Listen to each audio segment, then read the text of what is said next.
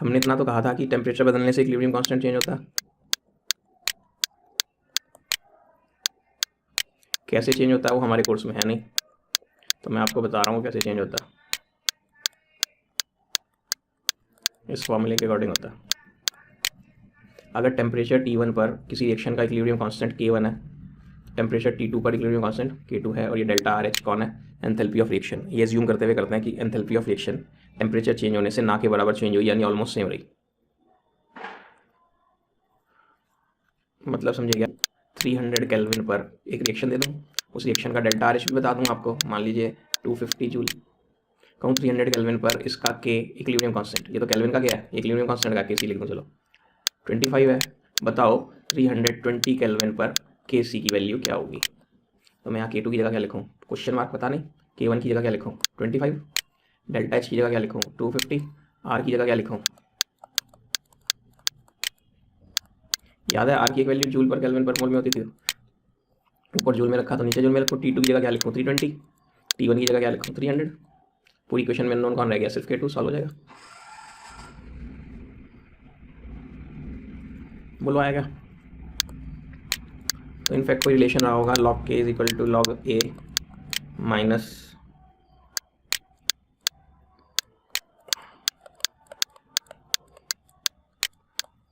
इस फॉर्मूले से वो डिराइव हुआ है। यहाँ T1 रख दूँ तो ये क्या हो जाएगा? K1। फिर दूसरी क्वेश्चन बनाऊँ T2 पे, तो क्या होगी? log K2 is equal to log A के नाम पे कोई कांस्टेंट होगा, डेल्टा RH 2.303 RT2। अब सेकंड इक्वेशन में से फर्स्ट माइनस करो तो लेफ्ट हैंड साइड में क्या बनेगा? log K2 minus log K1। तो log K2 माइनस K1 को क्या कह सकते हैं? log K2 upon K1। Minus करते वक्त log A कैंसिल हो जाएगा, जब माइनस करोगे तो ये वाली टर्म प्लस में आ जाएगी, इसमें से माइनस करते वक्त। तो डेल्टा H अपॉन 2.303 कॉमन निकल जाएगा और अंदर एलसीएम लेके बन जाएगा। अब मेरे पास इस वक्त वो वाला फ़ोन नहीं है जो उन्नति वर्मा जी ने क्वेश्चन भेजा था, उसमें 4 प्लॉट थे। इस एक्सिस पे log K था और यहाँ पे कभी T था, कभी 1/T था, कभी प्लॉट ऐसे था, कभी प्लॉट ऐसे था, समझ गए? इंक्रीजिंग कभी डिक्रीजिंग। तो बताना था इनमें से कौन सा सही है। तो अब आप होशियार हो, y is equal to C plus MX। याद आई equation of straight line? y axis पे कौन? log K। x एक्सिस पे कौन? 1/T। तो x एक्सिस के जैसा कौन? 1/T। और y एक्सिस के जैसा कौन? log K। तो इसका स्लोप नेगेटिव में आ रहा है नहीं? स्लोप की वैल्यू क्या होगी? डेल्टा H अपॉन, तो वहाँ स्लोप तो दिया हुआ नहीं है, वहाँ तो बस ये 4 प्लॉट दिया है, कभी यहाँ log K हो गया, कभी यहाँ T हो गया, कभी इंक्रीजिंग हो गया, कभी डिक्रीजिंग में। पूछने में से कौन सा सही है? तो ये वाला सही है। 0.1 MHCOONA का क्या निकालना है? Volume.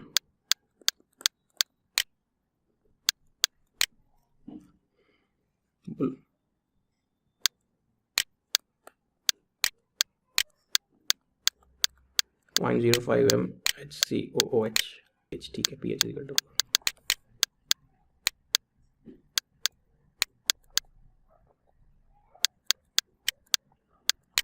Last heading before solution.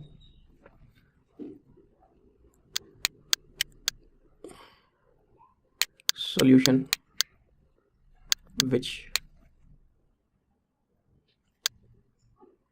resists change in pH on addition of small amount of acid or base to it.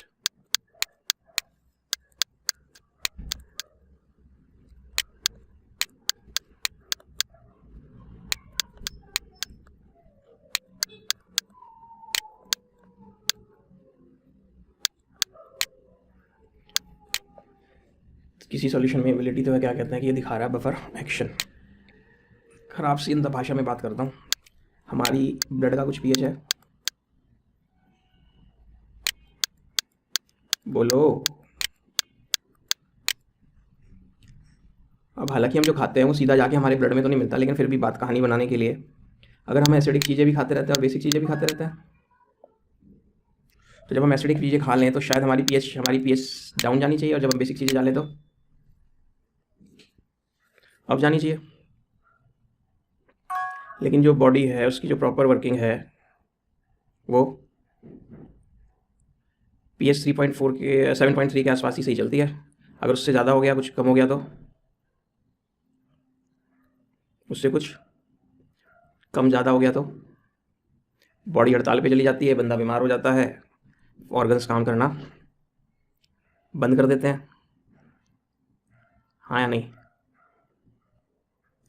तो फिर ऊपर वाले ने कोई तो चाल चली होगी। क्या? उसने कुछ ऐसा सिस्टम डाला हुआ कि एसिडिक चीज़ खाने पर भी और बेसिक चीज़ खाने पे भी पीएच चेंज ना हो। अब देखना अगर इंग्लिश आती है तो समझ आ गया क्या बफर सॉल्यूशन की डेफिनेशन। इमेजिन करके देखो, यहाँ बीकर में कोई सॉल्यूशन रखा हुआ और इसकी पीएच 1 मिनट के लिए मान लेते हैं 6 है, यानी एसिडिक है। एक साहब आते हैं और इसमें आके थोड़ा सा एसिड डाल देते हैं बाहर से, तो इसकी पीएच 6 से, तो डाला एसिड से, डाला और डालने के बाद पीएच चेक करी पीएच मीटर से, तो 6 ही आ रही है। क्या गया भाई, सॉल्यूशन में तो जादू है, तो एसिड को हजम कर गया। एसिड डालने पे भी इसने अपनी पीएच चेंज होने नहीं दी, तो सॉल्यूशन कैसा? अब आपने कहा चलो अच्छा, एसिड के बजाय मैं इसमें बेस डालता हूँ, तो बेस डालने से क्या होगा, पीएच बढ़ जानी चाहिए। बेस डालने पे भी पीएच, तो फिर तो ये सॉल्यूशन क्या है, बफर। और इस सॉल्यूशन में क्या काबिलियत है, तो it is showing, this solution is showing salt of weak acid, weak base जो हो उसका सॉल्यूशन भी बफर का काम करता है थोड़ी बहुत, लेकिन इसकी लिमिट होगी ना। अगर मैं कहूँ मैं एक बार 100 ml सॉल्यूशन में 3 बाल्टी एसिड का डाल रहा हूँ, तो इसलिए तो बफर सॉल्यूशन अपनी पीएच चेंज होने देगा। बात सही है? 100 ml में 3 बाल्टी एसिड की, फिर तो बेचारा चेंज कर ही लेगा। तो इसलिए हमने यहाँ क्या लिखा, तो वीक एसिड वीक बेस के सॉल्यूशन जो होते हैं वो बफर का काम कर सकता है। वीक एसिड वीक बेस के नहीं बोलना था, वीक एसिड वीक बेस की सॉल्ट के जो सॉल्यूशन है वो बफर का काम करते हैं। तो salt of weak acid and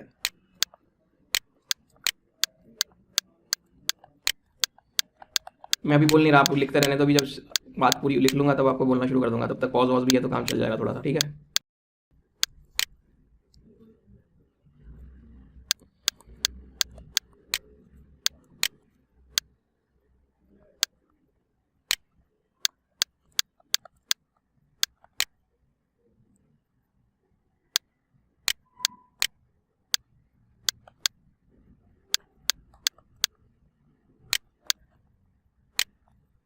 एक ही बीकर में एसिटिक एसिड डाल दो और उसी बीकर में फिर CH3COONA भी डाल दो, तो क्या लाइन फिट बैठ गई, वीक एसिड डाला और उसी वीक एसिड का किसी स्ट्रॉन्ग एसिड के साथ, स्ट्रॉन्ग बेस के साथ बना हुआ सॉल्ट भी उसी में डाल दिया। तो ये जो सॉल्यूशन है जिसमें दोनों चीज़ें पड़ी हैं वो किसका काम करेगा, बफर का काम करेगा, ठीक है। अभी बढ़िया से सब समझा रहा हूँ, और जो ध्रुव जी का क्वेश्चन था वो यही तो था, वीक एसिड के नाम पे इन्होंने acidic acid, formic acid, methanoic acid, चलो 10th क्लास मिथेनोइक एसिड, और उसी में कौन डाला हुआ है, मिथेनोइक एसिड का स्ट्रॉन्ग बेस NaOH के साथ सॉल्ट। समझ गए? तो ये जो सॉल्यूशन है, ये जो सॉल्यूशन है बफर है, और बफर की अपनी खुद की कुछ पीएच होती है। तो ये जो बफर यहाँ बनाने जा रहे हैं इसकी खुद की पीएच 4 करनी है। समझे ध्रुव जी? थोड़ा सा तो समझे हाँ कि हाँ इससे लिंक है। अगली बार हमने एक बीकर में वीक बेस डाला और उसी का क्या डाल दिया के साथ उसका सॉल्ट, स्ट्रॉन्ग एसिड नहीं, स्ट्रॉन्ग एसिड के साथ उसका सॉल्ट, वीक बेस कौन, NH4OH, और उसी बीकर में उसका स्ट्रॉन्ग एसिड के साथ। तो मान लीजिए NH4OH ने HCl से रिएक्शन कर ली, HCl तो स्ट्रॉन्ग एसिड होता है, तो क्या सॉल्ट रहा होगा, समझ गए क्या? अब ये लोग बफर का काम कैसे करते हैं, तो जब आपने CH3COONH4 नाम का सॉल्ट पानी में डाला होगा, तो किसी भी सॉल्ट की तरह, सॉल्ट तो कोई भी हो कंप्लीटली डिसोसिएट होता था लगभग, लिखाया था ना स्ट्रॉन्ग इलेक्ट्रोलाइट में सॉल्ट्स, सारे salts. Weak acid completely dissociate नहीं होता, वीक बेस कंप्लीटली डिसोसिएट नहीं होता, लेकिन सॉल्ट तो सारे कंप्लीटली डिसोसिएट होते हैं लगभग। तो ये तो वहाँ ना के बराबर होगा, और ये वहाँ बहुत सारा होगा, और ये भी वहाँ बहुत सारा होगा, या नहीं? अगर आप थोड़ा सा H+ डालोगे, कहाँ से आया ये, वो एसिड जो आपने डाला, तो H+ क्या करेगा, CH3CO नेगेटिव से गले मिलकर CH3COOH बना लेगा क्या? तो आपने जो H+ डाले थे, वो H+ की कंसंट्रेशन उस बीकर में बढ़ जानी चाहिए थी, और ये बीकर था ना, इसमें आपने क्या डाल रखा था, अमोनियम एसीटेट। उसमें मान लो 10 अमोनियम आयन तैर रहे थे, 10 ही एसीटेट तैर रहे होंगे ना। 3 H+ डाल दिया एसिड के, तो क्या होगा, 3 H+ की होने की वजह से सॉल्यूशन में H+ की कंसंट्रेशन चेंज हो गई। H+ की कंसंट्रेशन चेंज होगी तो उसकी पीएच चेंज हो जानी चाहिए। लेकिन क्या हुआ क्या हुआ क्या हुआ, 3 H+ जो आए, 3 कहानी मैंने समझाने के लिए बताई, और ये कितने थे वहाँ, तो ये 10 में से 3, इस 3 के साथ मिलकर क्या बना बैठे 3, और ये कितने रह गए वहाँ, H+ कितने रह गए, अरे 3 तो चले गए, नहीं चले गए तभी तो अब ये बीकर क्या आएगा, मेरे अंदर तो कोई H+ आया ही नहीं। आपको जो एसिटेट 10 के बजाय 7 रह गए, होते रहे, इनके 10 हो या 7 हो, इनकी वजह से थोड़ी पीएच की वैल्यू होती है। पीएच की वैल्यू तो हाइड्रोजन आयन कंसंट्रेशन की वजह से होती है।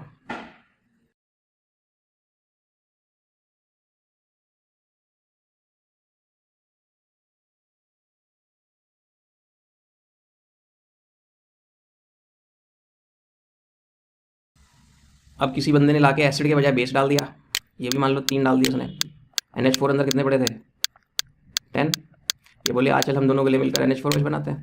तो कैसे बनाए होंगे, ये 3 - 3, ये 10 - 3, और ये कितने 3, ये कितने हो गए फाइनली 0, ये 7 और ये 3। तो OH नेगेटिव जितने भी आए थे बाहर से वो सब तो शहीद हो गए। OH नेगेटिव के आने की वजह से ही तो OH नेगेटिव के आने की वजह से ही तो पीएच या पीओएच चेंज होनी थी। तो पीएच फिर से वही रह जाएगी या नहीं। तो समझ आ गया वीक एसिड वीक बेस का सॉल्यूशन कैसे बफर का काम कर सकता है, वीक एसिड वीक बेस की सॉल्ट का सॉल्यूशन, तो कुछ मानना उसने। अब आपने एक बीकर में एसिटिक एसिड डाला वीक एसिड के नाम पे, ये बन गए। मान लो आपने 10 डाले थे, ये नहीं थे 10 में से कितने मरे थे, सपोज कर लो 4 मरे थे, तो ये 4 होंगे और ये 4 होंगे। अब उस सॉल्यूशन में हाइड्रोजन आयन कंसंट्रेशन कितनी 4। अब किसी बहादुर आदमी ने इसी बीकर में आके ये डाल दिया, इसी एसिड का सॉल्ट स्ट्रॉन्ग बेस के साथ बना हुआ, तो ये तो पूरा टूट जाएगा, हाँ या नहीं। ये कितने डाले मान लीजिए 2, और इसको मैं 4 के बजाय थोड़े ज़्यादा से कर लेता हूँ, मुझे समझाना आसान पड़ रहा होगा, आपके लिए समझना आसान पड़ रहा होगा। 7 7 7 H+ कितने थे बीकर में 7, लेकिन इसके आने के बाद क्या हुआ, ये तो पूरा टूट गया, ये 2 हो गए, क्या ये कॉमन आयन इफेक्ट हो गया, ये 7 से कितने हो गए 9, तो इक्विलिब्रियम थोड़ा सा मान लो पीछे के नाम पे जब पीछे गए तो ये 6 रह गए, ये इनको लेके जाएगा, ये भी 6 रह गए, और ये यहाँ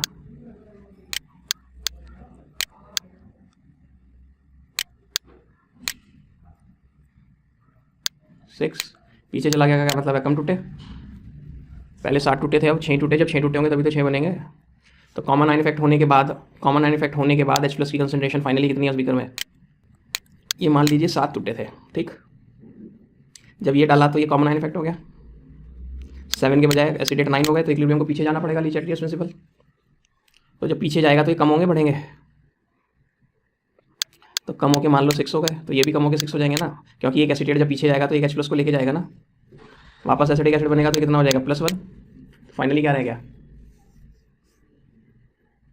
फाइनली कितने हो गए, पहले कितने बचे थे 3, अब कितने बचे, इसको सॉल्व करके तो आता,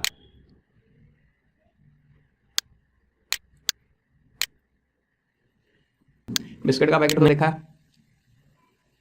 मान लो उसमें 10 बिस्किट है।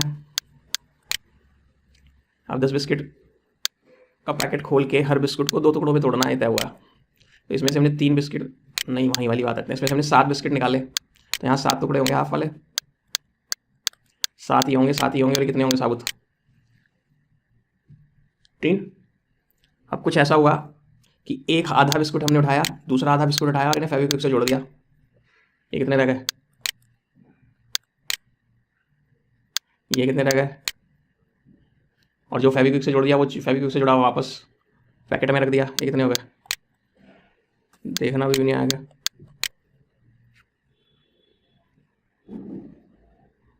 चलें, फाइनली सॉल्यूशन में H+ की कितने आयंस हैं 6, तो जो भी सॉल्यूशन की पीएच होगी वो इन 6 आयंस की वजह से ही होगी ना। और अगर शरारती आदमी ने आके इसमें थोड़ा सा HCl डाल दिया, तो HCl तो जो डाला होगा बीइंग स्ट्रॉन्ग इलेक्ट्रोलाइट पूरा टूट गया होगा। और मान लीजिए उस बंदे ने 2 HCl डाले थे, तो ये गायब और ये दो इसी बीकर में डाला है सब, तो H+ कितने हो जाएंगे 8। और हाइड्रोजन आयन कंसंट्रेशन बढ़ जाए तो pH कम हो जाएगी। हाइड्रोजन आयन कंसंट्रेशन जितनी ज़्यादा हो pH उतनी कम होती है। अब इस सॉल्यूशन की अगर pH चेंज हो गई फिर तो ये बफर सॉल्यूशन नहीं रहा। तो अगर तू बफर सॉल्यूशन है तो अपने H+ की वैल्यू को वापस 6 करके दिखा। भाई HCl डालने से पहले तो 6 थी ना, 7 थोड़ी थी। बफर तो ये दोनों का मिक्सचर जब बन चुका था, इसका और इसका, तब बनाना बफर। खाली अकेला ये था तब बफर नहीं था। ठीक है, अब H+ वहाँ होगा 8 और होने चाहिए थे कितने अगर pH सेम रखनी है तो 6। ये क्या जादू है, पता नहीं क्या जादू है। तो अब H+ जो कितने हो चुके 8। एसीटेट आयंस को याद करते हैं। एसीटेट आयंस कितने थे वहाँ,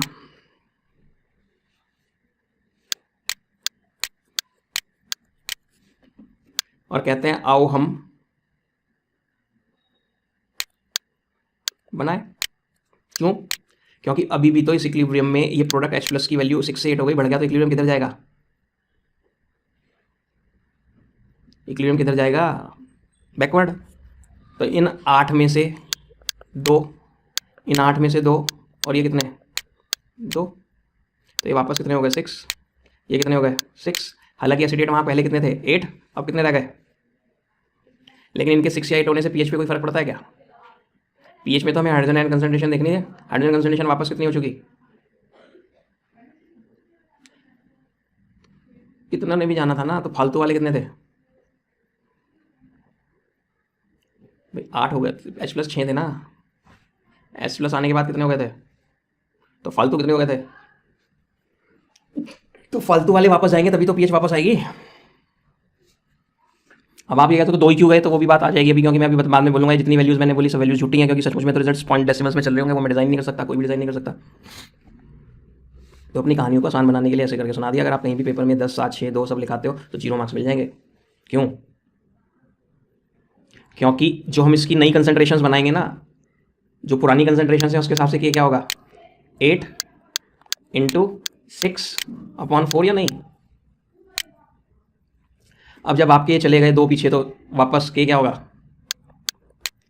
एसिडेट आयन तो 8 के बजाय 6 रह गए हैं, और H+ भी 6 रह गए, और जब 2 पीछे गए तो ये 4 + 6 2 हो गए होंगे, 4 + 2 ये भी 6 हो गए होंगे भाई। 4 एसिटिक एसिड तो ये थे साबुत, और 2 ये नहीं बने, तो कितने हो गए 6 नहीं हो गए अभी।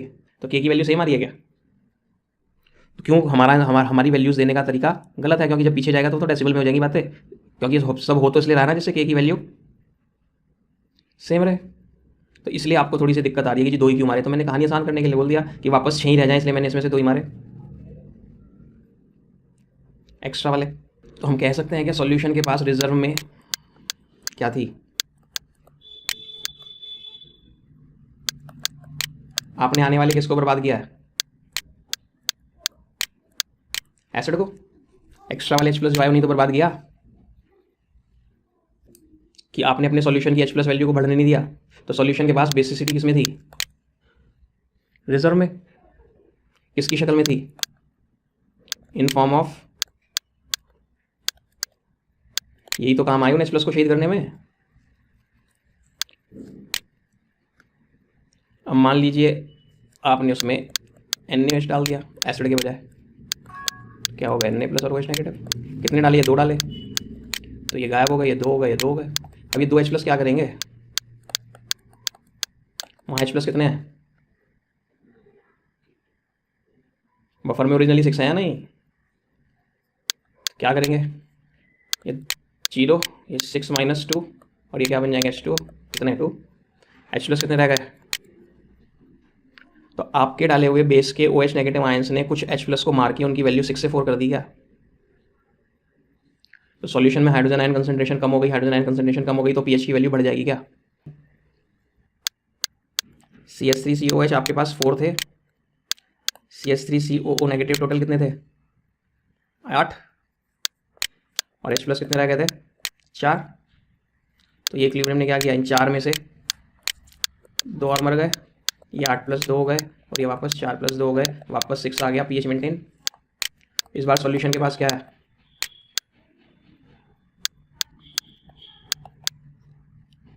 इन रिजर्व, क्योंकि आने वाले किसको बर्बाद किया जा रहा है, बेस को। किसकी फॉर्म में थी,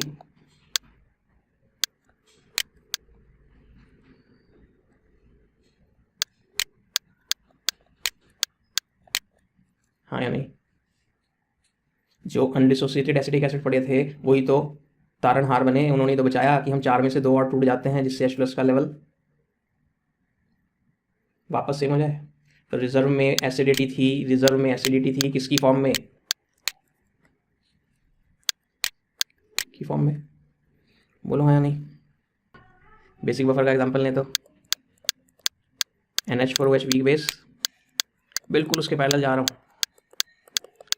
थोड़ा साबुत थोड़ा टूटा हुआ, उसी में इसी का सॉल्ट स्ट्रॉन्ग एसिड के साथ जो बना हो वो डाल दिया। डालने के बाद ये कितने बचे, मान लो 4, ये 6, ये 6, ये कितने थे 2, ये 2, ये थाना इक्विलिब्रियम सब होने आने के बाद 4 6 6 2 2। अब OH नेगेटिव कंसंट्रेशन 6 है तो इसकी वजह से इसकी कुछ POH होगी, POH, और 14 - POH करके इसकी pH आ जाती होगी। अब किसी बंदे ने इसमें थोड़ा सा HCl डाल दिया फिर से, तो क्या होगा, सॉरी पूरा टूट जाएगा। मान लीजिए ये भी 2 आ गए, ये भी 2 आ गए, उसने 2 डाले थे, तो अभी H+6 OH में से 2 OH नेगेटिव को मार के इनकी वैल्यू 4 कर देंगे क्या,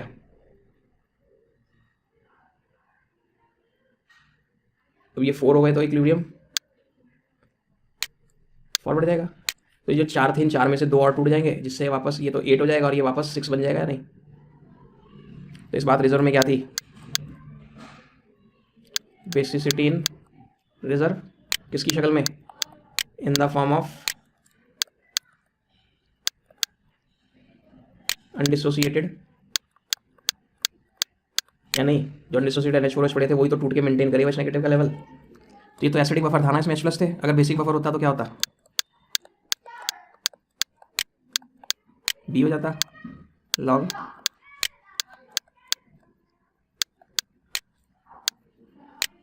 अब कुछ नहीं, मुझे तो इसकी pH ही चाहिए, तो पहले इसकी pH निकाल लो, फिर 14 में से माइनस करके इसकी भी pH आ जाएगी, हाँ या नहीं। अब ये कौन है, सॉल्ट की कंसंट्रेशन, और ये कौन है, बेस की कंसंट्रेशन। तो अगर सॉल्ट और एसिड की कंसंट्रेशन सेम हो जाए तो ये log 1 होकर गायब हो जाएगा, pH = pK हो जाएगा क्या।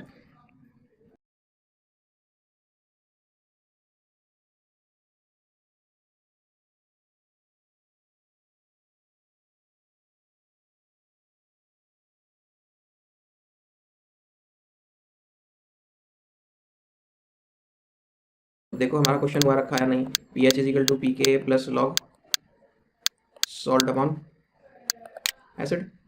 pH की जगह क्या डालूँ 4, pK की जगह क्या डालूँ 3.7 प्लस log सॉल्ट की कंसंट्रेशन, सॉल्ट की कंसंट्रेशन 0.1 या नहीं। तो जवाब है नहीं, नहीं 0.1 वाले में 0.1 का V वॉल्यूम है, मान लो इसमें क्या मिला दिया आपने 50 है, तो इसका डाइल्यूशन नहीं हुआ होगा। देखो जी उड़ गए हमारे में से बहुत सारे जने। 0.1 m वाला यहाँ पर X सॉल्यूशन था, कितना 50 ml, और 0.3 m वाला यहाँ Y सॉल्यूशन था, मान लो 100 ml। अब मैंने इसको इसमें डाल दिया या इसको इसमें डाल दिया, पूरा का पूरा एक ही बात है ना। और मैं ऐसे बोलूँ नहीं नहीं आपका बुद्धू बना रहा हूँ मैंने एक और नया बीकर लेके ये सारा भी उसमें डाल दिया और ये सारा भी उसमें डाल दिया, तो एक ही नहीं बात हुई। ये सारा इसमें डाल देता, या सारा इसमें डाल देता, या ये भी सारा इसमें डाल देता, तो सारे मिक्स ही हो गए ना टोटल। अब इसमें आने के बाद x की और y की कंसंट्रेशन, x की कंसंट्रेशन 0.1 m थी, 0.1 m ही रहेगी क्या, क्यों। अब ये 50 ml से कितना हो गया होगा इसमें आके, डाइल्यूट नहीं हो गया। x के लिए जब आप फॉर्मूला लगाओ तो कौन सा, m1 v1 = डाइल्यूशन में लगाते थे या नहीं। m1 कितना था 0.1, v1 कितना था 50, मोलैरिटी कितनी हो जाएगी पता नहीं, वॉल्यूम कितना हो गया, m2 की वैल्यू क्या आई,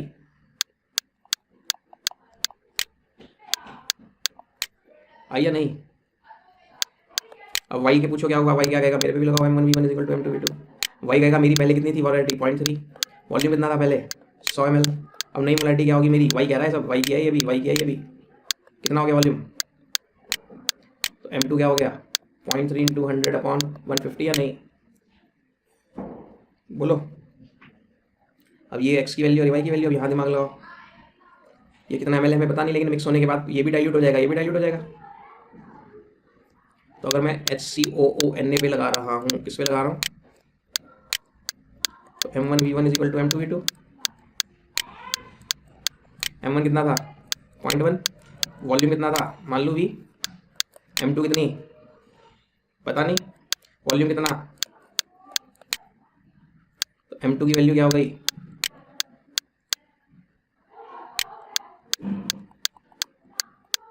बोलो हाँ या नहीं। अब HCOOH पे लगाओ, HCOH क्या कहेगा, मेरी मोलैरिटी 0.053, वॉल्यूम कितना था 50, नई मोलैरिटी कितनी होगी पता नहीं, वॉल्यूम कितना हो गया,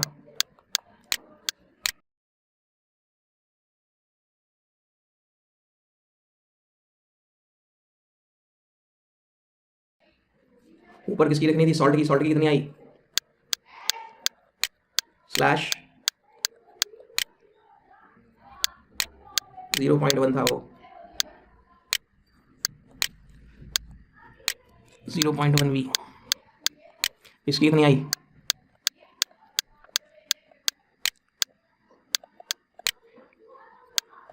ये कट गए क्या, पूरी क्वेश्चन बस क्या रह गई, 4 is equal to 3.7 plus log 0.1V upon 0.05 into 50। क्या इसे सॉल्व करके मैं इस लायक भी नहीं हुआ कि V की वैल्यू निकाल लूँ, एंटी लॉग लेना पड़ेगा।